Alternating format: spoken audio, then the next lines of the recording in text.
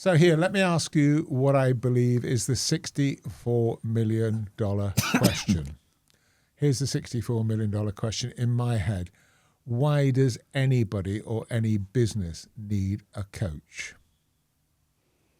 That's a good question. Ultimately, I think it's that perspective of someone not in your business, because I do think business people get blinded by the day-to-day, being sucked into systems, sucked into the way of that's the way we've always done things, and not able to actually have that really good conversation around what they could be doing, what their thought processes are.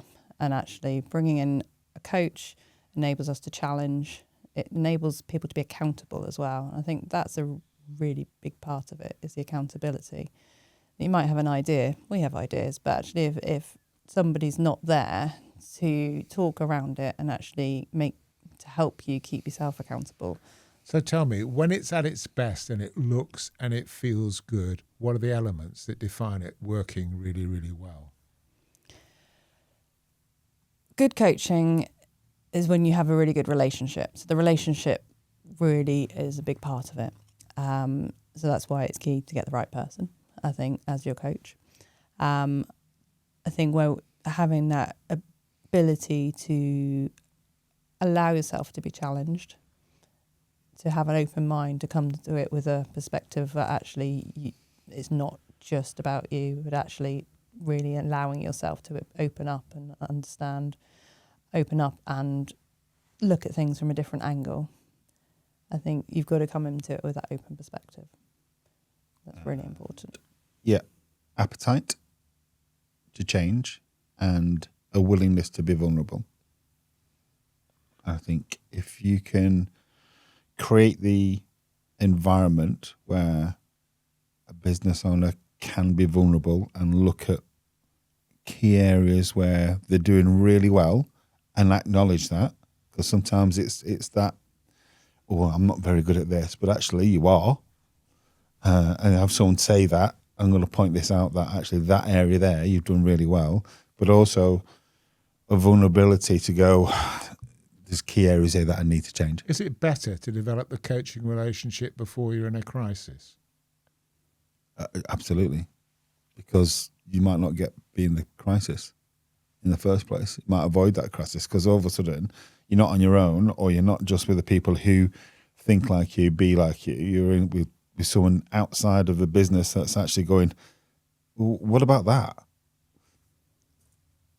We worked with a retail shop, and they were not necessarily in a crisis, but actually they could feel that things weren't quite right. So we looked at the figures, said, can you tell me why you're not focusing on this area? What is it about that area that you don't want to? Well, it's not that, it's not as important as this area. So tell me why it's not as important as this area. Well, it's just not something that we've really focused, this is the bread and butter of the business. What if you did change that? What if you changed your focus on that area there so that it became as equal to the other side of the business? Oh, I don't know. All of a sudden, they changed the focus, and the other areas, 45% increase in profit, because we were able to look at it and go, what about that? So the crisis was avoided because the other bit was falling down because of lack of sales were coming in. So by bringing another part of the business up to a level, created that flow. And then all of a sudden, because that was working, they were able then to look back at the other place and go, actually, we need to change that of that place. And all of a sudden, the whole business starts to rise up. I think that's what the key element is. Are they willing to look at and point out and say, look, yes, you are the expert in your business, but you're not the expert in business. There are different ways of doing business. It's okay to be challenged. To learn, isn't it? I think so many people set up a business because they're amazing at what they do. It is. They got a passion for what they do, or they're really good at it. But you don't have that education of we need to do this, we need to how to run a business. There isn't that education. You just kind of learn it as you go along when you set something up yourself. And I think that's when we can come in. It's actually better if you get it before that crisis point, because we can help with the business elements of your business, basically. And that is why it's so important to have it at an early stage. Because if you got to that crisis point, you are dealing with a lot of problems. You're trying to get yourself out of those issues. If you have a coach earlier on, then actually it's more about the development. It's more about the elevation of a person. It's not necessarily about the crisis, about something going wrong.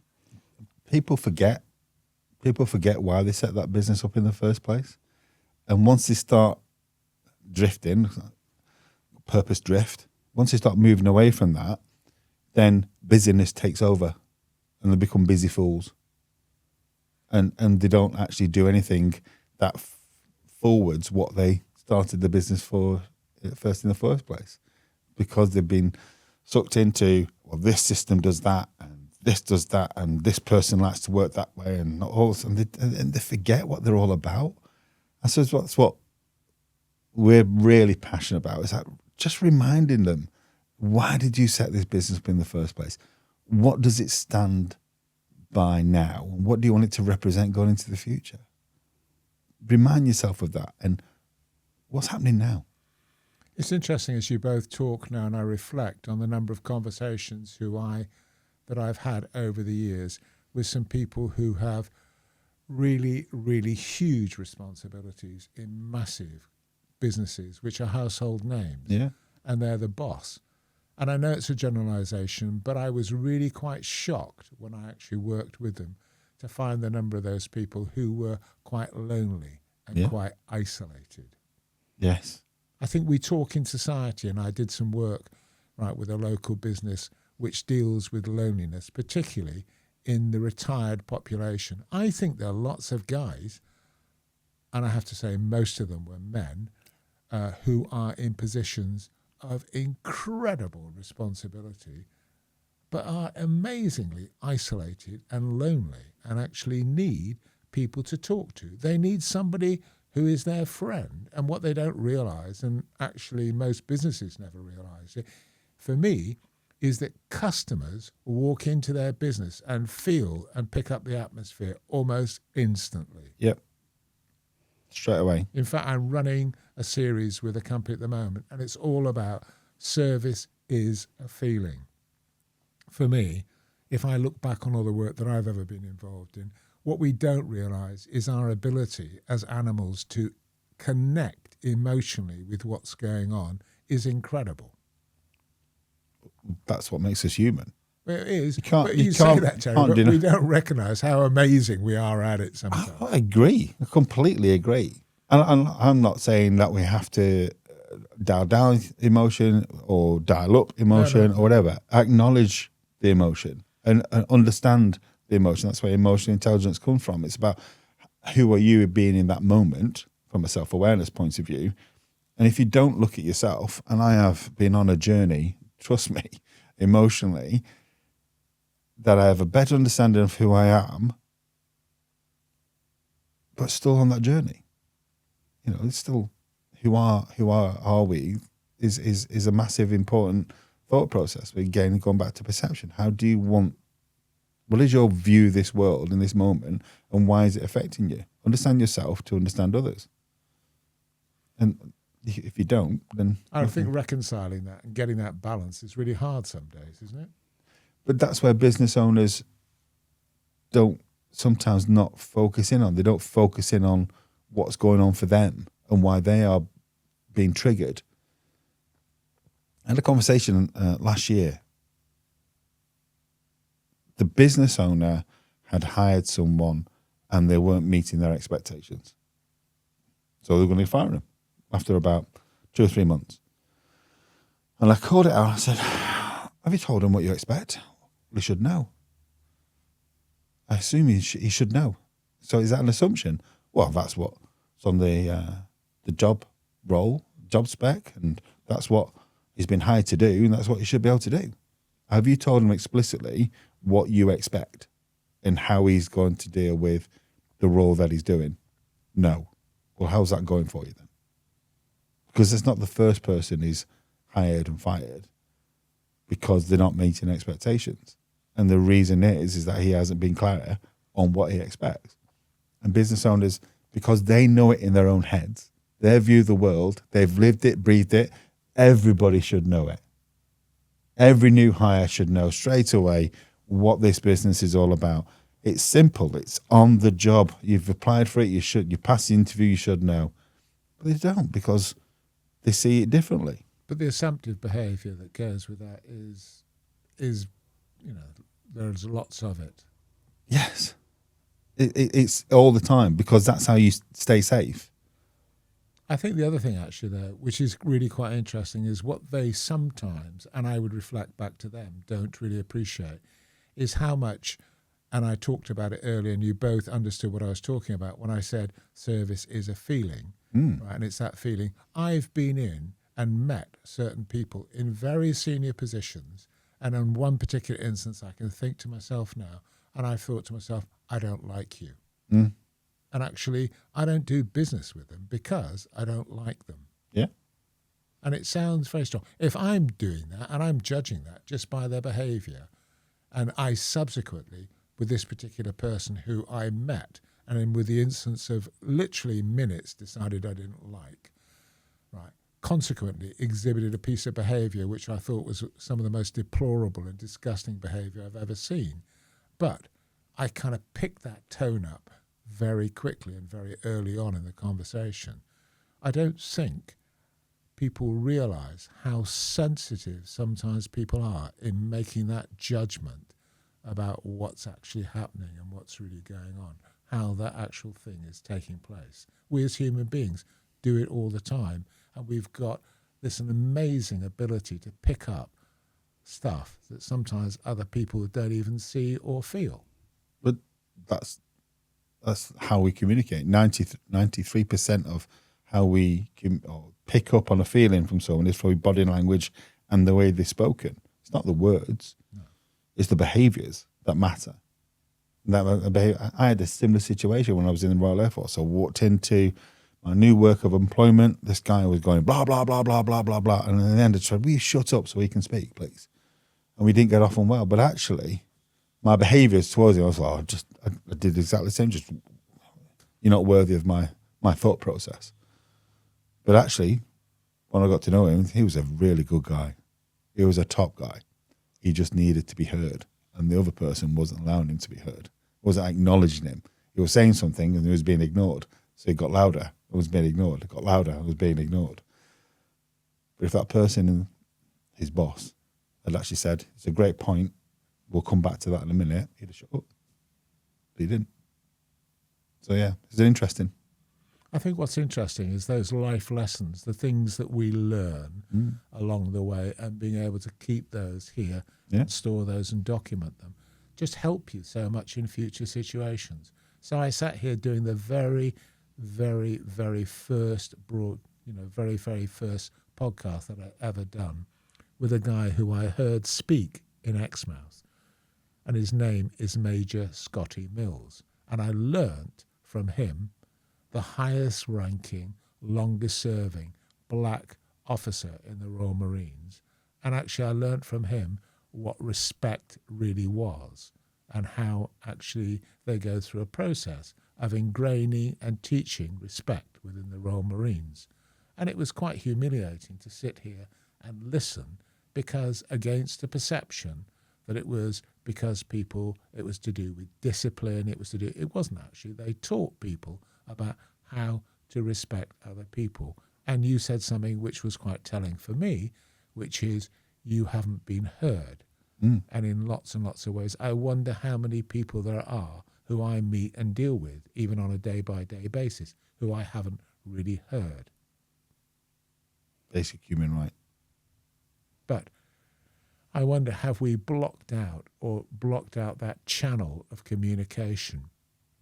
If I look on a world stage at the moment, I am now at a stage emotionally and mentally, I don't want to hear President Trump say another single word. I really don't. I don't want to hear another word. I feel nothing but seething contempt for him as a human being. I really do. And it's incredible. It turns into, and it dominates my behaviour and my thought process. Oh, I don't want to hear him. I don't want to hear him at all. In fact, I turn him off. I'm going to challenge that, because if you don't hear what he's got to say, you can't counter it. So you can't have a different. I learned a lesson a few years ago that I'm the same. Trump, just when he first came in, I was like, I can't listen to him. He is not my person. I would never vote for him. But if I don't hear what he's got to say, how can I counter it? How can I form an opinion on something I don't know about?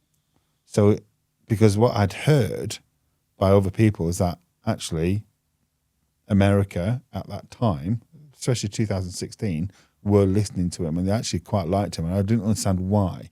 Because from our point of view, the European democracy, you don't put people down. You can understand how. You can understand, yeah. Couldn't understand how. So I was trying to understand it. Actually, he brought things in. He did.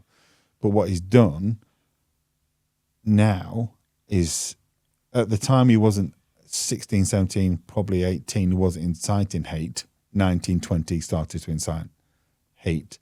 Then they got him out, but storming of the Congress and the like. And now he's carried that on, and other people are getting on the bandwagon. And I hate that. I don't like that. But I still listen just to make sure that what he's doing and that I am getting the full picture. Because if you just come from one, you'll get radicalised. That's my concern. Yeah, I think if everybody stops listening, then there's nobody to counter that. Well, that's what we do, though, isn't it? As coaches, we counter, we listen. You have a different idea, different thought process. Well, how can we counter that if we don't listen to you? But isn't it hard for you? Isn't that a challenge for you to be engaged, employed, and be paid for challenging or actually putting up resistance against some of the things that they're saying? Yeah. It is. You have to take that risk. Actually, that counter may be too much for somebody, but we will always do that. I think it's important that we do that because otherwise we're not doing what we should be doing for a business. If they choose then to disengage our services, we know we've done our best. Business isn't a quick fix. There's no quick fix business. Quick fix business will fall. If you want a business to last, have someone challenge and be willing to be challenged and be made vulnerable, because then you'll get better. You'll learn more. The brain is designed that way. The prefrontal cortex is your Goldilocks. So if you have too much dopamine and norepinephrine, you will live in a high state of pressure, anxiety, and you won't be cognitively brilliant. If you have too little, you won't be cognitively brilliant. You'll have lethargy and be bored. Your brain needs that challenge, the little bit of stress, that little bit of ouch, that's uncomfortable, that stretch, in order for it to be cognitively brilliant and make the high executive decision making that it needs to have. That's what your prefrontal cortex is there for. If you don't do that, then you'll just either be bored or stressed. And someone challenges, say, actually, you're doing too much here. You need to come back and enable others to be better. Or you're not doing enough here. Stop being so lazy and let's move it forward. That's what we're here for. Isn't that a hard sell to people, though? Yeah, they don't like it. I think Ethan just said, I don't like doing homework. I don't like doing business then. Business is life. Business is relationships. Business is people to people. Understand people, you can do business. It's not about widgets. It's not about numbers. It's not about time spent on something. It's not about output. It's about understanding what that person needs from you, and are you able to provide that service or that product for them because they need it from you. And that's our thought process. But I think, sorry. I was going to say it might be a challenging process to go through, but ultimately we want people to enjoy what they do. We enjoy what we do. Yeah. I've been through that dread on a Sunday night, crying, going back to work because I hate it, because I'm not enjoying what I do. I want people to love what they do. And that's where we want to get them. Yes, it's not going to be a simple process. But actually, if we can get them into that place where they have got into a place where they're actually enjoying what they do, where they're having their time off as a business owner, they know where they're going, I think ultimately that's a great place to be. But it's not an easy journey. No, I agree. And I think actually I'm sat here now trying to empathise or understand about your mindset in terms of how you pitch and position your business, because it's hard. It's like, here's the medicine, this is what you need to do, and this is some of the things that you need to be able to do. It's not an easy pill to swallow for lots of businesses, is it? Or for lots of individuals. And I can think now of a room of lots of people who I've spoken to who kind of sit there with their arms folded, having made their mind up about what they're going to do or not going to do, and how hard it is to sometimes actually position that and have to change that behaviour because it's going to be such a challenge for them. So is it hard to pitch as your business is concerned? Depends where that person is. If they are genuinely overwhelmed and they need help, then it's an easy pitch, because especially where we talk about prospering with purpose. Our prosper is not about getting money in or profit or anything like that. Our prospering is that you enjoying and you're and being there, and your people are prospering as well. So we talk about that, and the purpose element is the destination. If a person is ready to prosper, is ready to be purposeful, is ready to be enabling of their people to be better, then it's an easy sell. If they feel that actually things are going okay, then that's probably the harder sell. The okay people, yeah, things are all right, because they're not realising actually things could be brilliant.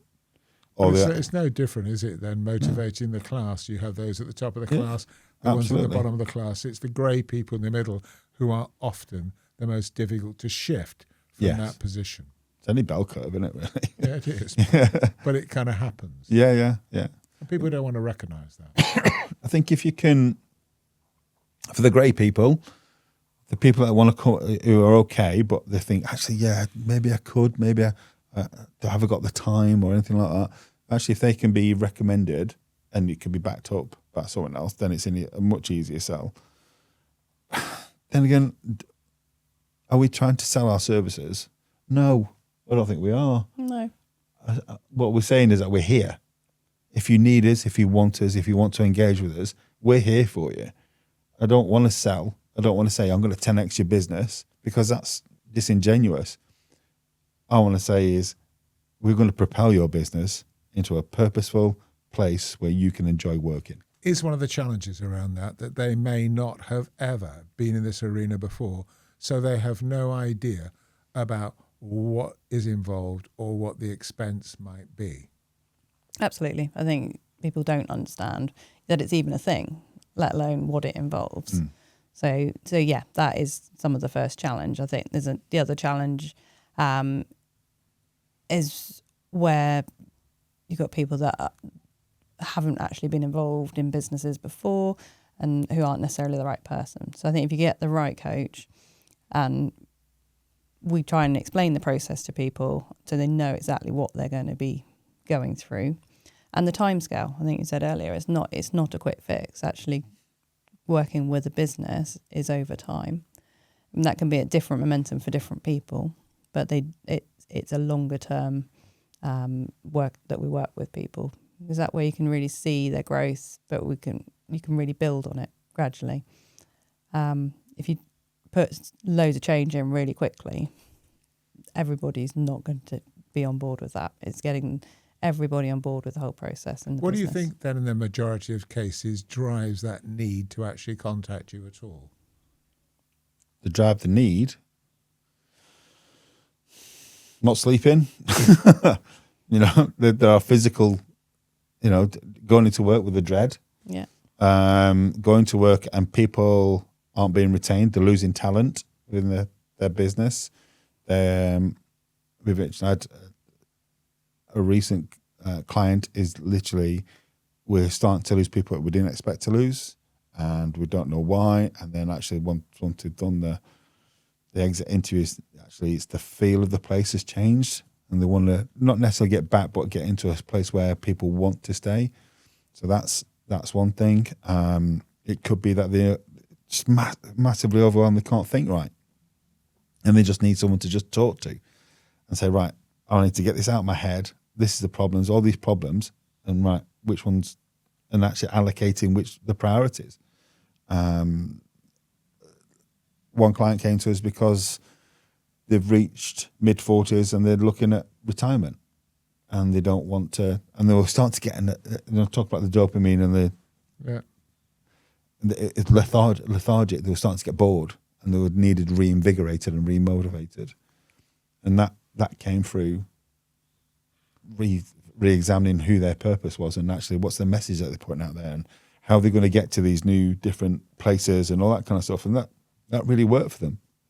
Yeah, putting in structures as well, I think, has really been important with some of the businesses we've worked with. Actually, they know they want to exit a business at some point, but actually, how's that going to run without the knowledge in the leaders' heads? So it's actually putting in that next management structure. There's some of the work we've done with people, actually, so it can then be not just those people there. You'll only sell a business on your team or IP.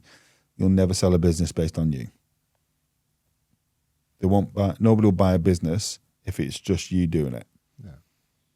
But they will buy your team and they will buy your IP. And that's what we can help with.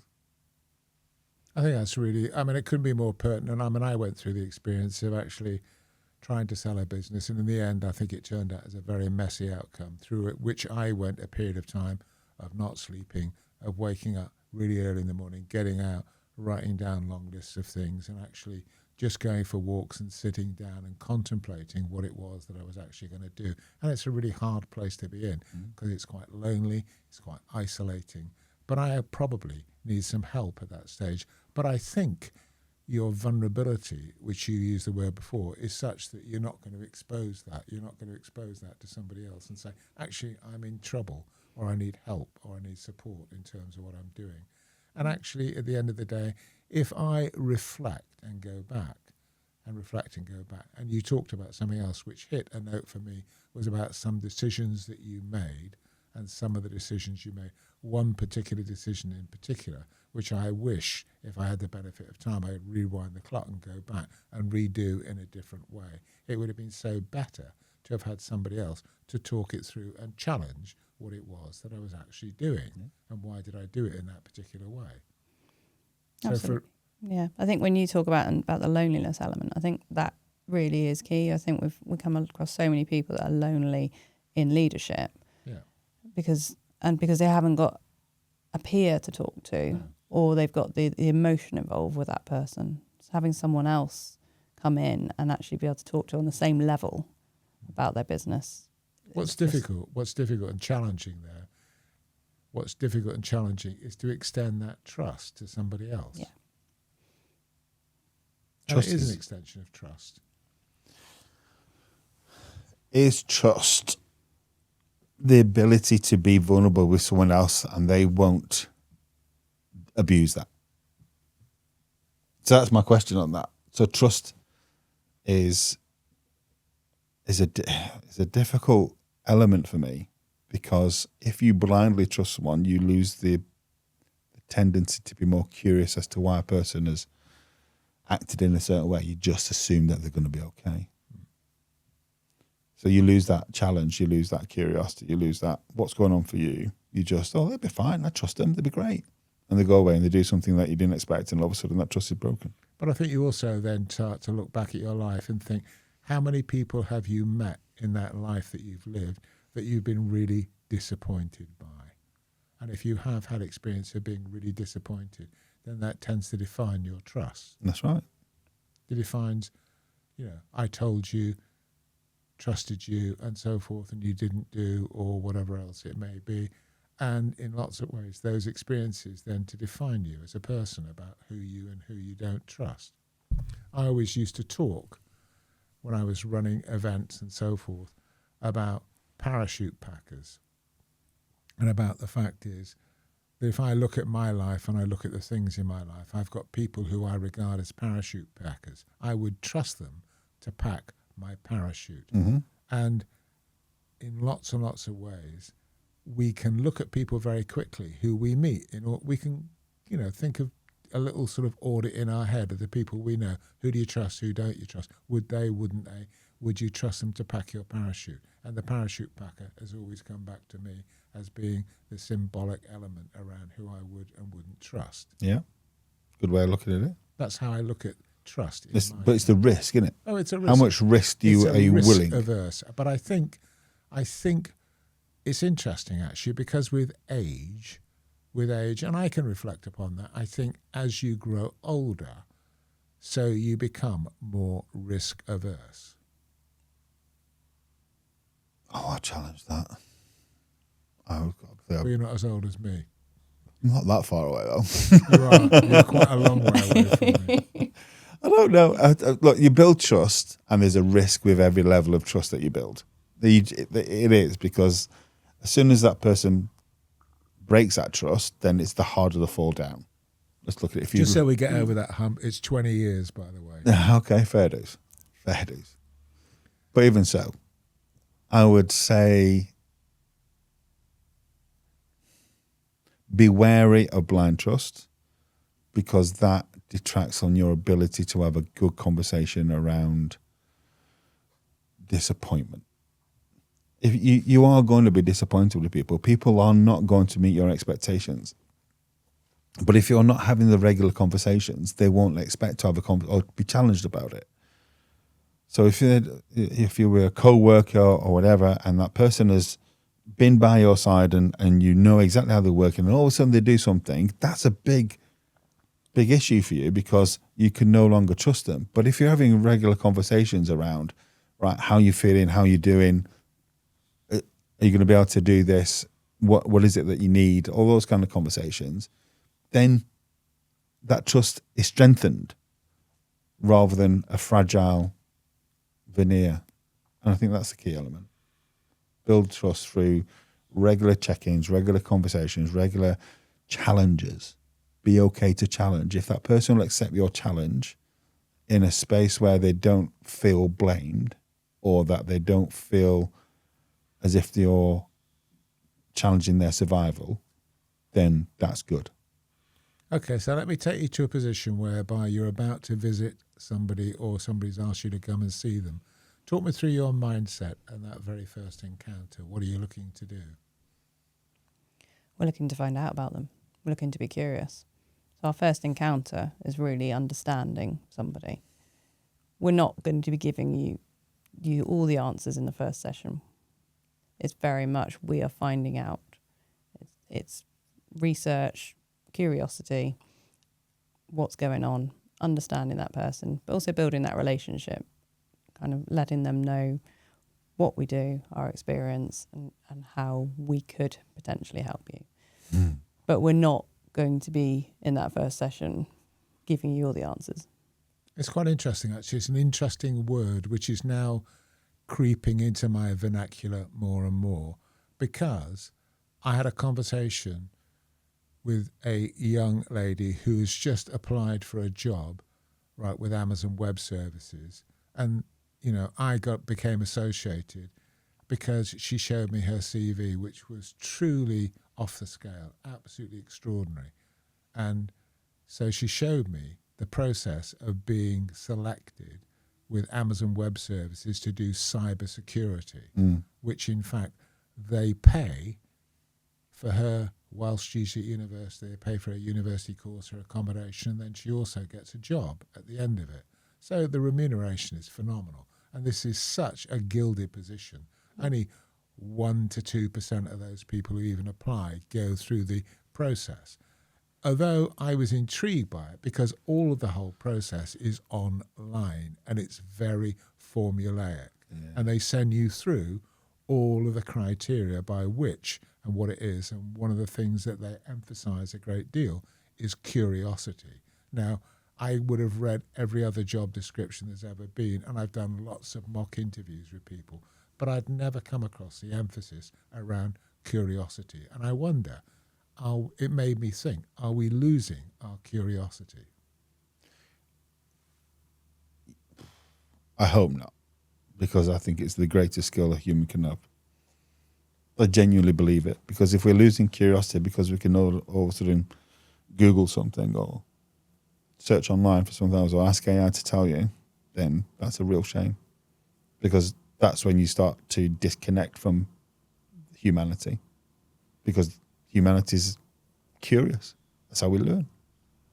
I think that's a real shame. I think when we go into a business our mindset has to be of curiosity, because that person runs that business completely different from that person who could be sat next to him. How do we actually encourage more curiosity?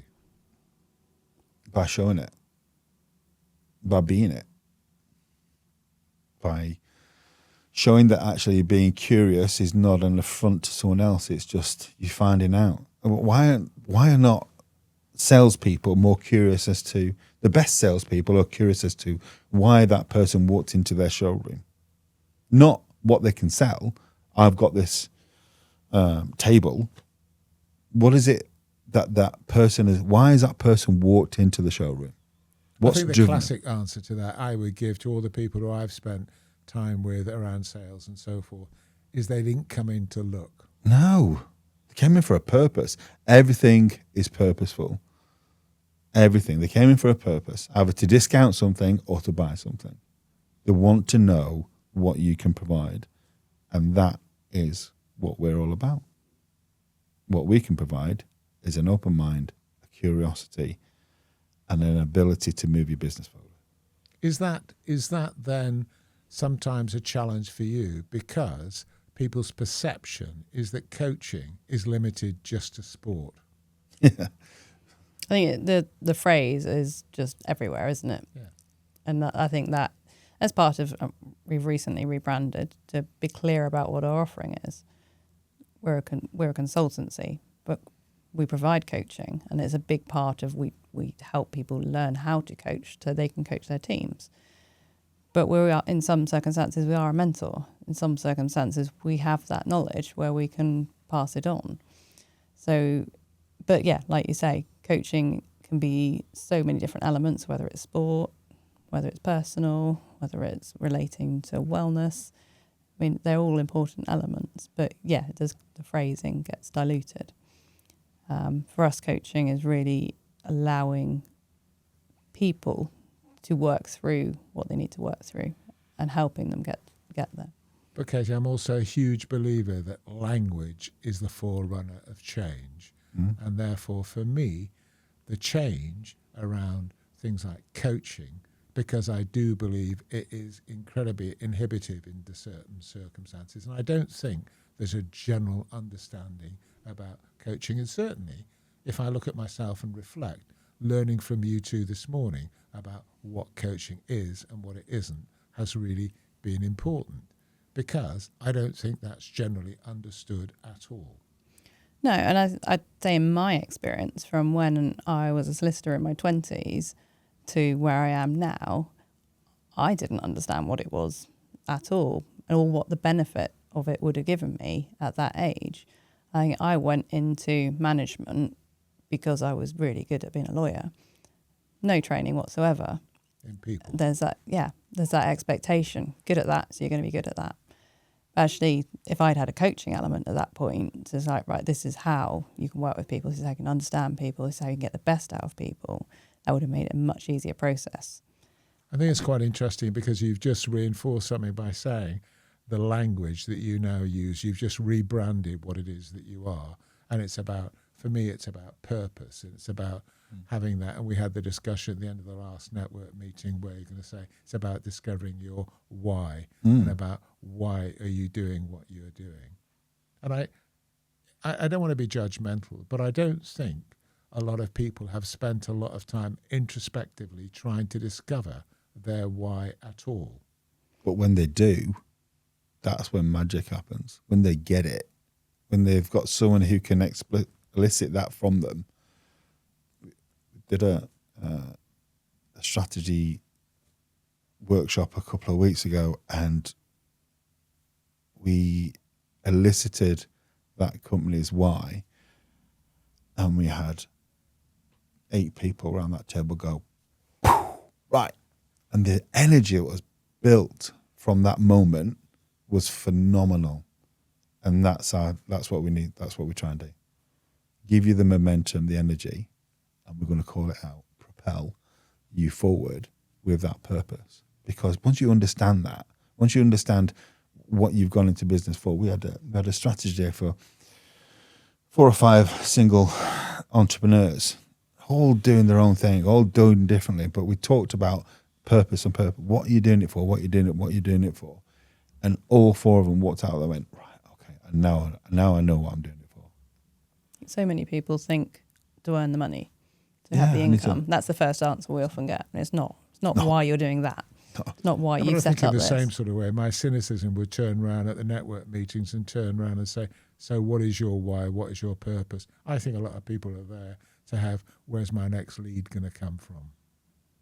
Yeah, but why? Why do they need that lead in the first place? Well, because finding them or getting out there and actually searching for them is really quite difficult or quite challenging. Yeah, it really is. But why do they They're need the just lead? amongst other people. It's warm, it's friendly, it's cozy. It's not really that challenging. Well, I agree, but why do they need the lead? That's what. Even when we did a talk about, actually, you've come to a networking event. What's the purpose for it? What have you come here for? Yes, it's a lovely event. I think it's a It's a bit of 64 fun. minute. I think it's a great question. It's a Yeah. great question, but I don't think unless that actually gets challenged, it won't change. Exactly. I think everybody should. We talk about, right, we're going network tomorrow, what we're going for. We talk about it every time because we need to understand what we're going for, because we need to know if it's worth our time. Our time is money. You know, our time is away from the business. Our time is not doing something that we could. And so go to something with a purpose, and then you'll be able to actually have the conversations that you need to have in order to further and get I that think lead. you need to have that one-on-one conversation with Alistair. Well, we're doing a conversation tomorrow, so. Oh, yeah? Okay. I think if you have that conversation, I think that would be very, very helpful. Only because, and I've been around it, and I've been around it now for quite a long time and go back quite a long time, but I'm also a personal friend of Alistair's and so forth. I think it needs much, much more purpose about what it's doing. Yeah, but I'm uncomfortable only because when I've been to that particular networking forum, it has generated the better conversations that I've had. I think so. I think Alistair does understand what it's all about. Maybe he doesn't articulate it clearly enough in the moment, but I do believe you understand.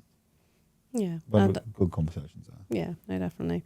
But I think, anyone going to networking, you need to understand why you're going to that particular event. It could be a full-time job going to networking, but what are you getting from it? What's it doing for your business? What's it doing for you? It might not be for a lead. It might be actually, a lot of the networking we do is to actually build a network. So actually when we come across a business that needs somebody great in whatever area, whether it's website design, marketing, IT, we've got these connections. So actually we can help build their business by the connections we've connected with. So it's not necessarily about us getting a client and networking. That's not going to happen. We have to build a relationship. But it's actually, we've got a network, and that's why we might go to networking. But if you're going to it 4 times a week and actually you're not in the business 4 times a week, why? If it works and you're going to the right things, We brilliant. fell into that trap. Yeah, we did fell into start that with- trap. We networked everywhere. It's like, what we're doing today, we're going to the network. And it actually took a jolt and said, what are we doing this for? Who are we not serving by being out trying to do something, trying to find a lead that probably not going to be in that networking arena? That's what we found out more than anything. So, yeah. It's all learning. We've learned that ourselves, but I think it's. I think creating. I mean, stood back, and you challenge, and you put it out there by going. So, what is the why? What's the purpose? I think in lots and lots of ways, it's as far as this podcast is concerned, the purpose for me is helping and supporting those people who are running a business. It gives them a forum. I think this is such a powerful forum. It gives them an exposure which they would never ever have in any other circumstances, under any other circumstances whatsoever, which will look, sound and feel fantastic at the end of the day, and so professional in the way that it's put together. I would simplify it even further. Go on. you've given us the opportunity to be heard and acknowledged by people we wouldn't necessarily be heard and acknowledged by. Good. I hope you both feel like that. I think it's been illuminating. It's lifted the lid on a whole number of areas and issues. It's like there is a further conversation of some sort. And what we may do is we may steal about another 5 or 10 minutes out of him because we've now got to the end of our allotted period. But I still would like to tag this on the end because it's so important. It's about having that voice and being heard. And I think sometimes what have I learned? And I think if I reflect in terms of what I've learned I have to get over the things that I'm fixated about. I have to get over the things that I feel strongly opinionated about. I have to get over sometimes the positions that I've held very strongly over certain issues. Those are quite big and resistive kind of things to do. I also have to recognize that, and you may not kind of agree with this, but with the difference in terms of age, that the solidifying of those opinions becomes greater the older you become. And sometimes it's very hard to break away from them. I've tried very, very hard to assimilate information, to assimilate knowledge, and to grow and develop in this particular process. But to be heard, the generation who I want to be heard are younger people. And I don't think younger people are heard at all at the moment. I mean, we had a conversation, Katie, when we first met about your daughter. And I don't think that generation, that younger generation, who live in the confusion of the world that we're in at the moment, because it is confusing. We're sending all sorts of mixed messages to them, and now we're banning them from using social media. We're actually banning them from having their phones or whatever. And in lots and lots and lots of ways, it is an incredibly challenging time. But that whole generation, I don't believe, is actually listened to. And I think something that we as a society have held to be so important and so critical, and still remembering the Tony Blair speech, education, education, education. Next week, I have a podcast which is going to involve a whole bunch of people involved in education who are under phenomenal pressure, principally because of funding. And their job is not about education at all. Their job is trying to manage this obstacle course and this obstacle race that they're now in, of trying to cope with all the things that actually come to them. And it's hugely, hugely challenging. And I don't think we necessarily go through our day worried or concerned about the state of education, and yet I think we should be. It has to be. If we're going to move forward as human beings, the human race is going to move forward. Education has to be the right way forward. How we educate, I don't know. I think is the banning of social media the right thing for children? That's people of my generation saying, well, we never had it and we turned out all right. We're not actually adapting social media to enable people, young people, to cope with the amount of information, to assimilate the amount of information. Someone looked at our brains and said, can we do this? When is the right amount of time? I don't know. It's a massive conversation. But I think the piece that you've said, and you've alluded to it several times in the conversation, the bit that's really scary is the whole idea of its ability to rewire kids' brains. Yes. That is hellishly scary. Genuinely watched a YouTube channel with Evelyn, and it literally was saying things like, if you scroll past this video, you hate your mum. That's what it said. And I was, don't listen to this. I'm not listening to that. But you are listening to it. And that's what it's doing. So yeah, I can understand actually that should be moderated. YouTube should be looking at that and saying, that should not be on the videos. You're a devil worshipper if you scroll past. That's another one it said. You're just thinking, that's regulation. There are some things on YouTube that are brilliant, that will educate, and this is going to go on YouTube and all the rest of it. They're really, really good. But when it's mixed in with things like that, that's what should be. You're blaming the child for taking that information, but actually blame the content maker who's making that, or the person who's creating that thought process to rewire the brain into believing that. That's the danger, not necessarily the ability to take information. I think actually it's interesting because my brain was completely distracted by something entirely different, but it also is congruent with what it is that you're just saying, which is that I heard a little piece talking about great speeches and who's made great speeches. Yeah. And it was talking about Martin Luther King.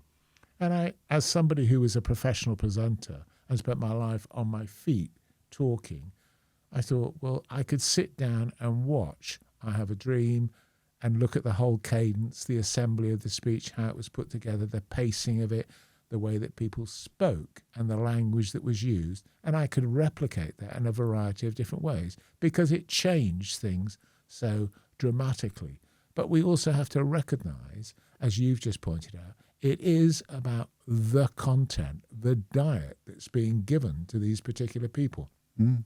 And at the moment, I don't hear or feel a diet being given to businesses, which is, we're here to help you. We're here to support you. No. You are essential to the backbone. You are the very fabric of the nation that we're now a part of. And instead of that, all I hear is criticism, denigration of what it is that they're doing and how they're behaving, and no adulation about the sheer energy and effort that people bring to work every single day. So I joined a traffic queue this morning, and as I'm driving down the road, I thought, oh, well, there must be something pretty big. And I actually came to the conclusion when I got to the roundabout, and it kind of dissipated a little bit. It's just people going to work, and there are lots of them who are getting up, going to work. Because I don't have to, I'm not actually familiar with that pattern at all. And it's that distance and that lack of familiarity. So I'm delighted to hear you talk about being heard, because I don't understand how anybody would not want to be heard. I think there are a lot of people who are now not being heard at all. Agreed. And how do we access that? And I think the challenge for you as a business is, how do you actually get heard in the right quarters, and how do you spread that word? How do you, in internet terms, make it go viral, that people pick up on that or understand that and recognize what they can and can't do? But I don't understand, as far as business is concerned at the moment, why this medium is not being utilized and used by a lot more people on a much, much more frequent basis. The podcast medium. I agree. But yeah, saying that, but I definitely see a change. I mean, when the first podcast was like, what's that? But now it's almost a go-to for most people. Out running, walking. I have it on when I'm walking. If I want to learn something from a CPD point of view, right? Well, I haven't done any learning recently. I've not been able to sit down and read a book, which was my preferred, because I can write then. But I will ignite the curiosity by listening to a podcast that I think would change the way I think. I think that's the key element. I think a lot of people challenge it. Yeah. I think actually it's quite interesting, because I have the time, I also have the energy, but I have the time and the energy to do that. And trying to find a diverse group is really, really significant. So, for example, I watched a podcast recently from Stephen Bartlett talking about how do we do this and behind the scenes, and these are the biggest thing of all. And I was alarmed to discover that in the world of podcasting, releasing an episode every single week is the key to getting the profile of your podcast actually watched on a regular basis. And I'm in that balance now about, should I do that? Should I be in a position where I do a podcast? Because the only way you get feedback about the podcast is from other people reflecting to you. And they tend to be your friends or family members who want to be nice to you. Well, that's what I think, when they're kind of going, oh, that was really good. Oh, that worked really well. I just need to be a bit more brutal. Like you sometimes have to try and make people face up and be a bit more brutal. Yeah. About what they do and how they do things. And when I stand up at the network meeting and say I do podcasts, I don't know why any business at that podcast meeting wouldn't go and actually request to do a podcast. I really don't. Unknown. Oh, I think it is unknown. Yeah. But I think it will grow and it proliferate a little bit more. But then again, it's you. go on. Is that person ready to be heard and acknowledged? Sometimes that's a key. Sometimes that's the key. Are they in a space that actually I want to put myself? Because this is vulnerability. I mean, this is not just on the mics and the rest. You've got cameras everywhere. There's lights, all the rest of it. This is a full-on professional. This is not a couple of people sat at a computer over Zoom, which is what I did. You're This coming is to an unknown as vulnerability. well. Don't know We don't know what you're what's- coming to, yeah, what you're going to ask. But and I also actually- think on a professional standpoint, simply because of my background, the setting the scenes and establishing it and doing it to professional standards is so, so important to me. Maybe that's what you should be thinking about, how you put it across then. It's not just about being a podcast. It's about showcasing who you are. It's about getting your voice out there in a space that creates psychological safety. Because I do feel willing to be challenged and able to challenge back. And that's an art form in itself. Yeah, but also the other thing, Terry, which I would say to you, is that I've often chided myself on occasions. I've had several podcasts where I've thought I should have gone after that person or gone after a particular point. And actually, after the very, very first podcast, I remember Scotty turning around to me. He said, I really enjoyed that. It was very professional, number one. And number two, there were no cheap shots. And I've always remembered the cheap shots. And sometimes I can take all sorts of cheap shots in this forum at people because they are exposed and they are vulnerable. And you're right, you are. There is a vulnerability. Yeah. But I actually professionally and personally would never, ever take the cheap shots. What's the point of the cheap shot? I don't understand that at all. No. I can't come to terms with it. But I think being comfortable and relaxed and, feeling good. And thanks very much for the compliment. I really, really appreciate it. I'm glad you've understood it and you appreciate it. I mean, I've learned so much about you guys in terms of what you are and what you do and how you think and how you behave. And in some ways, and I think all I can say to you is I think you've taken a critical and important step, because it's not just about your purpose, it's about your brand, who you are, and build and build and build and build and build, and you will build and build and build that brand by reputation. And Yes. it is that will drive what it is and who you are and how you do things. That will be the most significant thing of all. Yeah. Agreed. So good luck with it. I mean, a really good luck with it. And what I will do is I will take the footage away, and I've also asked the guys who can edit it for me to put together so you can have some little short, sharp bits that you can use in terms of social media. Because one of the discoveries, and as somebody who understands that about attention span, is that people do not and don't want to sit down and absorb an entire podcast. They want to take it episode by episode. Yeah. And I think in lots and lots of ways, the way that they take in that information is really important. TikTok has been successful because it does it in 10, 20, 30, 40, 50-second clips. Yeah. That's the attention span. And once people go down watching that and people keep going, oh, I've gone down that rabbit hole or whatever else it may do, almost chiding themselves because they have, but it's gained their interest. They've got listened to in a way that they would never have been listened to before. And that's the diet, I think, that there is at the moment. It's short and sharp in terms of how it makes that sort of impact. But it's been great. It's been a real pleasure to talk Thank to you. both of you, and I've really enjoyed it. I hope you have. Yeah, I really have. Thank And you. I hope the exposure that it will give you will lead to even greater success, because I completely empathise with what it is you're doing and the extraordinary difference it's likely to make in people's lives if you can be as effective as you want to be. I know there's aspiration and actual behaviour in terms of what you do, but bringing that off will be really, really important. Yeah. Agreed. Yeah. Thank you very Money much. is time, and you said, and it's taken your time, but I'm glad you've enjoyed it. We have that. We have that. And we will thank see. You. Yeah. We will see what happens, all right? Yeah. It's nice to see your smile and yours. Yeah, That's no, all. that's good.